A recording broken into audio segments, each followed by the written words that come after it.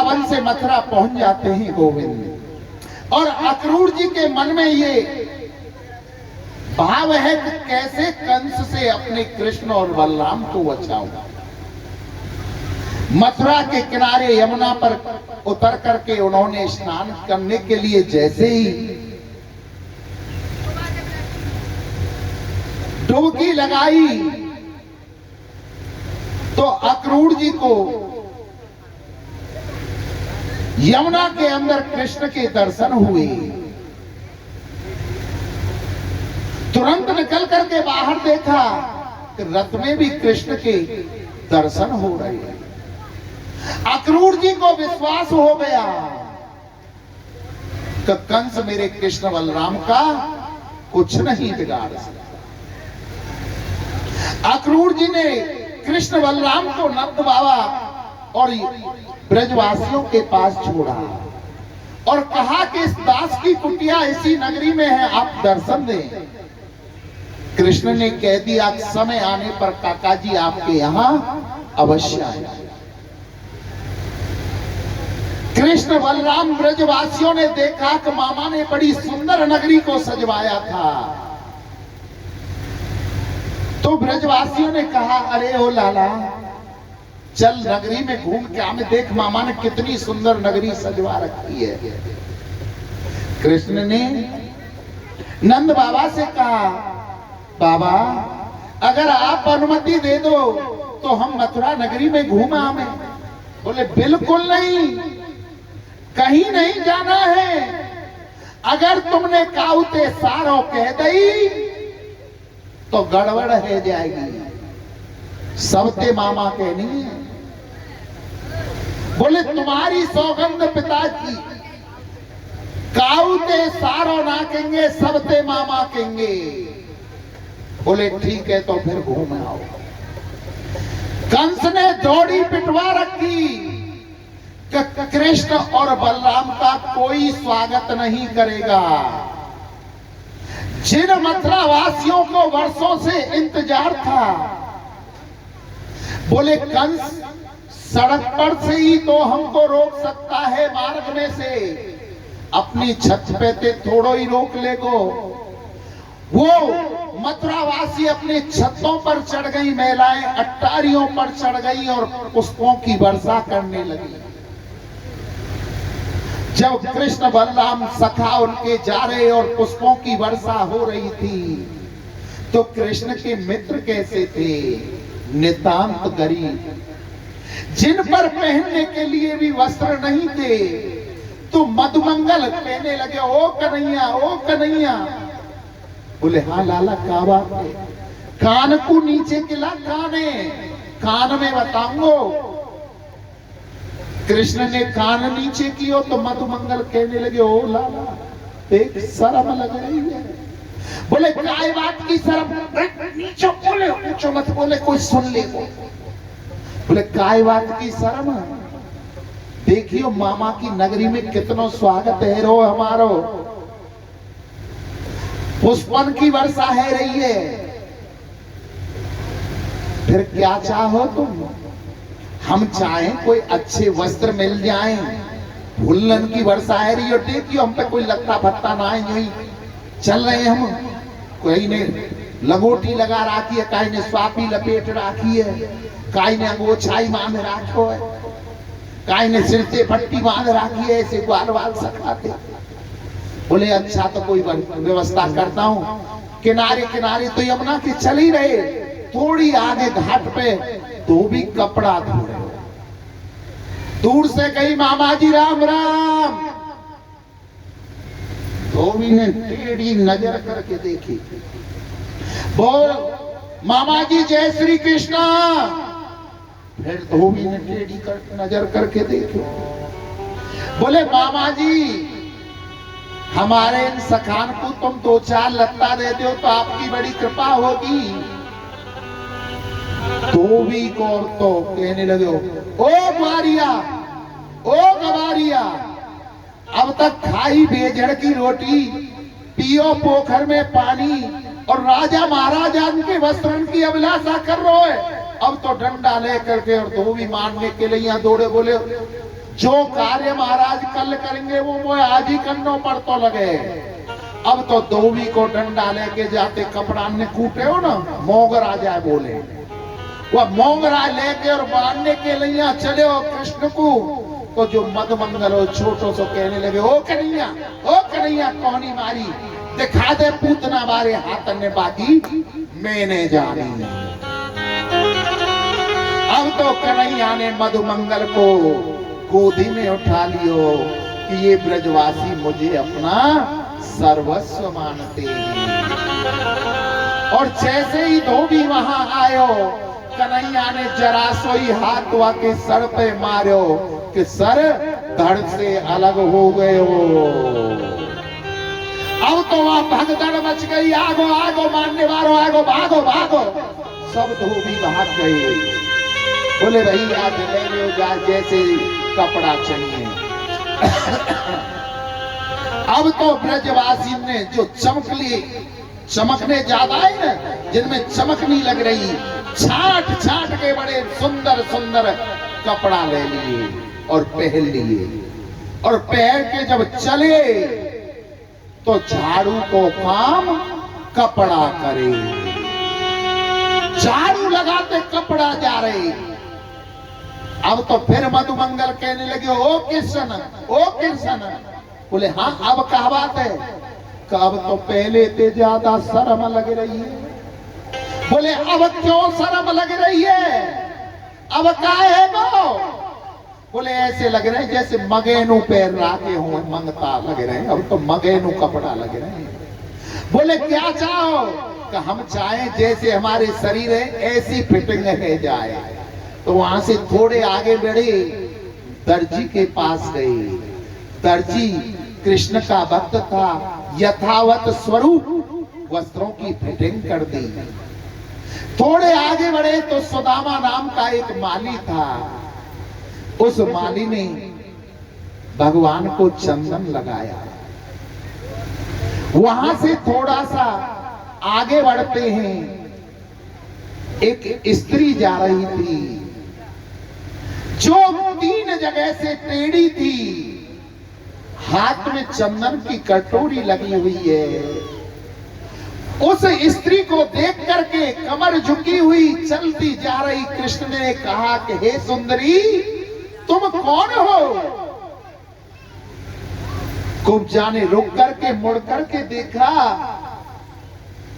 कि इस नगरी में मुझे सुंदरी कहने वाला कौन आ गया। आज तक जिसने भी मुझे बुलाया कुब्जा कह करके बुलाया। देख करके उस कुब्जा का मन प्रफुल्लित हो गया कृष्ण के दर्शन करके। बोले तुम कौन हो, तुम्हारा क्या परिचय है देवी?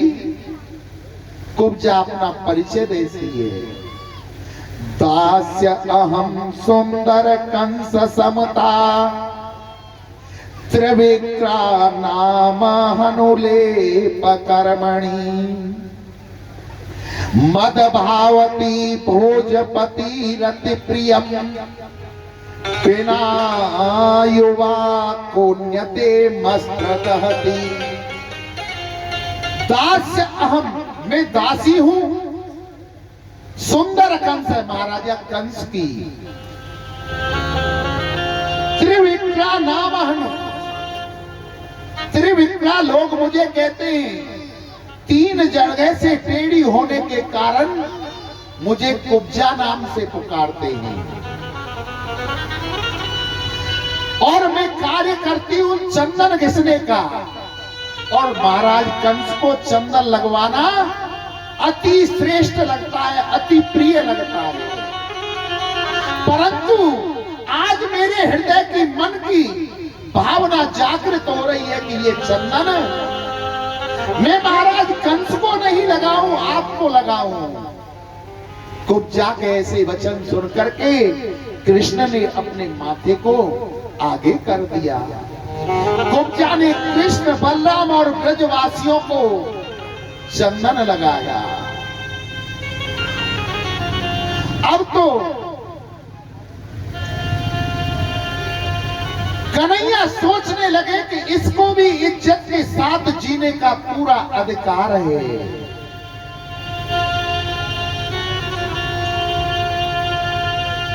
कन्हैया ने अपनी 3 उंगलियों को उसकी ठोड़ी के नीचे लगाया और कुब्जा के पैर पर पैर रख करके जरा सा ही ऊपर को इशारा किया, टहका लगाया कि जो 3 जगह से टेढ़ी थी कुब्जा एकदम सीधी हो गई और इतनी सुंदर हो गई, इतनी सुंदर हो गई तो उसके समान कोई मथुरा में नारी सुंदर नहीं थी। कुब्जा के ऊपर मेरे प्रभु ने कृपा की। कुब्जा कहने लगी कि हे गोविंद, हे कन्हैया, इस नगरी में मेरी कुटिया है छोटी सी, आप वहां चलिए। कृष्ण ने कहा कि समय आने पर तुम्हारी कुटिया में अवश्य आऊंगा। आगे बढ़ते हैं और वहां पहुंच जाते हैं जहां कंस महाराज ने उस धनुष को रखा हुआ था और जाकर के कन्हैया ने उस धनुष को उठाया और जितनी देर में पलक झपकते हैं ना, कन्हैया ने उस धनुष को उठाया और बीच में से तोड़ दिया। और जैसे ही धनुष को तोड़ा तो वहां तो भगदड़ मच गई कि तोड़ दिया, तोड़ दिया, तोड़ दिया। महाराज कंस के पास में सैनिक पहुंचे कि महाराज आपने किसको बुला लिया? उसने आपके धोबी को मार दिया, आपके दर्जी से कपड़े सिलवा लिए, आपके माली से माला पहन ली, कुब्जा से चंदन लगवा लिया और तो और महाराज आपके धनुष को भी तोड़ दिया। बोले एक काम करो, कुबलिया पीठ नाम का हाथी है, उसको छोड़ दो कृष्ण के ऊपर। कुबलिया पीठ को छोड़ा। कृष्ण बलराम ने कुबलिया पीठ का भी उद्धार कर दिया। बोले कुबलिया पीठ भी मार दिया। बोले तो एक काम करो, रणभूमि में लिया आओ, रणभूमि में वहां मुष्टिक और चारूढ़ उनको देखेंगे। रणभूमि में चारों तरफ प्रजाएं बैठी हुई हैं और सबसे कम से कम 150 सीढ़ी ऊपर कंस महाराज ने अपना सिंहासन लगवा रखा। एक तरफ ब्रज नारियां बैठी हैं, एक तरफ साधु संत, एक तरफ राजकुमार, एक तरफ ग्वालवाल, एक तरफ योद्धा। जाती रही भावना जैसी, प्रभु मूरत देखी तिन तैसी। जो जिस भाव से कृष्ण को देख रहा है उसी भाव से दर्शन हो रहे हैं। युवतियों को साक्षात काम रूप के रूप में दिखाई देते हैं भगवान। ब्रजवासियों को अपना कृष्ण लल्ला दिखाई देता है। साधु सन्यासियों को परमात्मा के रूप में, परमेश्वर के रूप में दिखता है। मथुरा वासियों को उनको छुटकारा दिलाने वाला गोविंद दिखता है और योद्धाओं को साक्षात काल के रूप में दिखाई दे रहे हैं। जाति जैसी भावना से जो देख रहा है प्रभु ऐसे ही दर्शन दे रहे हैं। जैसे ही कृष्ण और बलराम ने रणभूमि में प्रवेश किया, चारूढ़ ने तो कृष्ण को पकड़ लिया और मुष्टिक ने बलराम जी को पकड़ लिया। बोले आओ हमसे युद्ध करो। कृष्ण बलराम कहने लगे मामा जी हम पे युद्ध करना तो आता ही नहीं है। बोले अच्छा युद्ध करना नहीं आता तो हमने पूतना भेजी, पूतना को मार दिया। तृणावत भेजा, तृणावत को मार दिया। अरिष्टासुर, व्योमासुर, धेनुकासुर, एक से एक चुन करके हमने राक्षस भेजा, सबको मार दिया और कह रहे हमने लड़ना नहीं आता। कृष्ण कहने लगे मामा जी तुम्हारी सौगंध खा के कह रहे हैं जितने भी भेजे ना आपने सब मरे के मरे भेजे।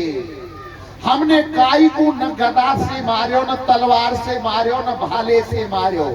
काई ते पैर लगो तो मर गो, काई ते हाथ लगो तो मर गयो। सब मरे के मरे भेजे तुमने। बोले अच्छा इतनी ताकत, हमसे युद्ध करो तो पता पड़ेगा। मल्ल युद्ध होने लगा। गोविंद ने चारुंड की टांग को पकड़ा और आकाश में 7 बार घुमाया और धड़ाम से पृथ्वी पर दे करके मारा। तो चारुंड का प्राणांत हो गया। बलराम जी ने दोनों हाथों की मुट्ठी बनाई और मुष्टिक पर ऐसा प्रहार किया, ऐसा प्रहार किया कि एक ही मुट्ठी में मुंह से खून दिखने लगा। उसका भी प्राणांत कर दिया। एक एक करके सारे योद्धाओं को मारते जा रहे। और देखा कृष्ण ने कि मामा जी सबके ऊपर बैठे, ऐसी छलांग लगाई, ऐसी छलांग लगाई, एक ही छलांग में ऊपर पहुंच गए और जाकर के कंस महाराज का मुकुट गिरा दिया। कंस कहने लगा अरे चारुण, अरे मुष्टिक कहाँ हो, ये कृष्ण आ गया, ये कृष्ण आ गया। इतने में कृष्ण ने मामा जी के बालों को, केसों को पकड़ के खींचना प्रारंभ कर दिया। कंस कहने लगा अरे कृष्ण, तुम्हें इतनी भी तमीज नहीं है, अपने मामा के केसों को पकड़ के खींच रहे हो। तो कृष्ण कहने लगे मामा जी जाके पग नहीं फटी विवाई, वो का जाने पीर पर आई। आज केसों को खींचने से तुम्हें दुख हो रहा है, जिस दिन तुमने मेरी माँ के केसों को पकड़ के खींचा था उसे कितना दुख हुआ होगा। जब तक मनुष्य के पैर में बीमारी नहीं पटती है तब तक दूसरे उसे दुख का एहसास नहीं होता। केसों को पकड़ करके गोविंद रंगभूमि में खींच लाते और कहा कि हे कंस, मुझे आज तू देख ले जी भर के, आज मैं तेरा प्राणांत करूंगा। इतनी बात सुनी कंस ने तो छूट करके और गदा लेकर प्रहार करना चाहा कि कृष्ण ने ऐसा प्रहार किया, ऐसा प्रहार किया कि कंस का सर धड़ से अलग हो गया। बोलो कृष्ण भगवान। अब तो ब्रजवासियों ने दौड़ लगा दी और कृष्ण को गोद में उठा लिया और जयकारे लगाने लगे और जय जयकार करने लगे। कृष्ण तुम्हारी जय हो, बे कृष्ण तुम्हारी जय हो। बोलिए बांके बिहारी लाल की जय हो।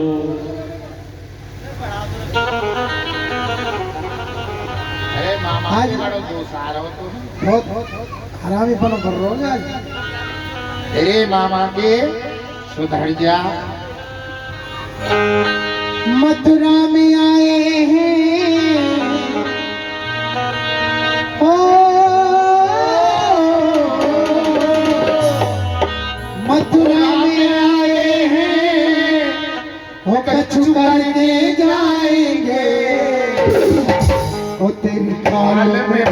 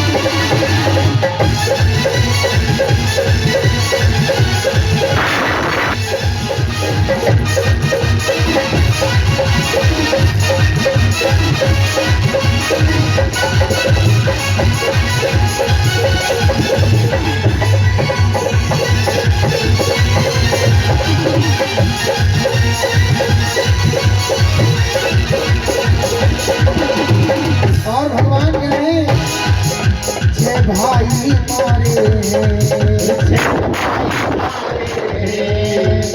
भाई मारे मैंने गुलाम गुजारे मैंने गुलाम गुजारे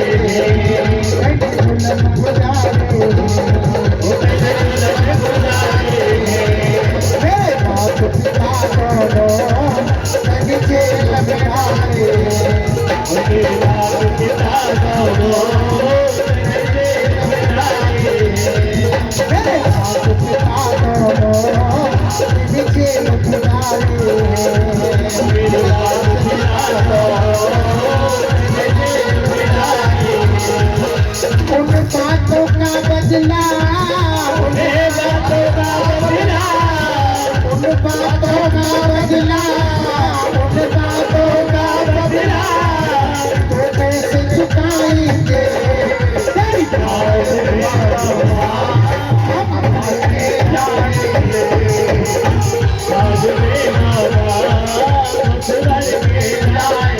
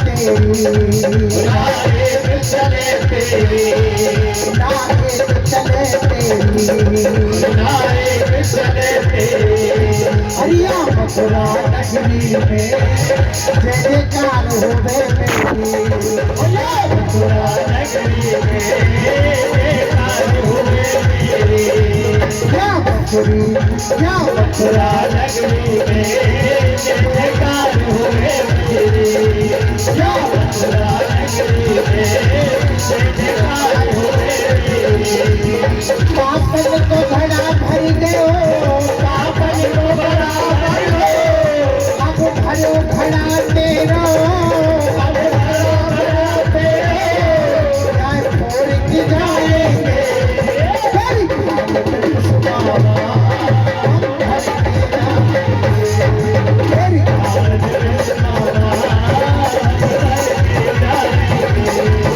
मथुरा में आए हैं मथुरा में आए हैं मथुरा में आए हैं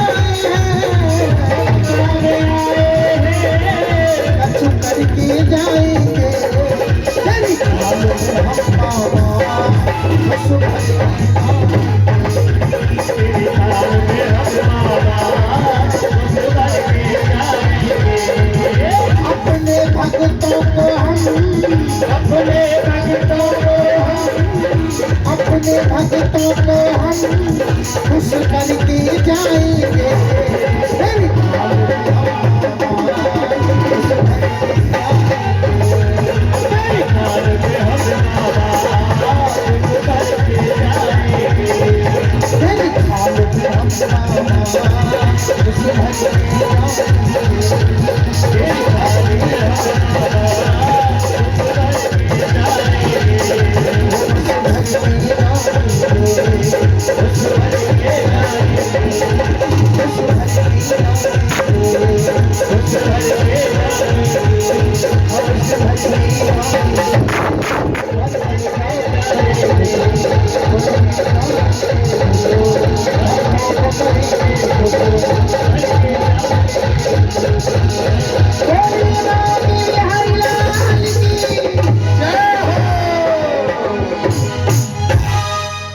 बोलो आनंद कंद भगवान की जय जय श्री राधे श्याम। साधु जी सीताराम सीताराम प्रेम से बोलो राधे श्याम। राधे श्याम। तो ले एक चंगीलाल और झेलो। एक हमारा चेला था चंगीलाल,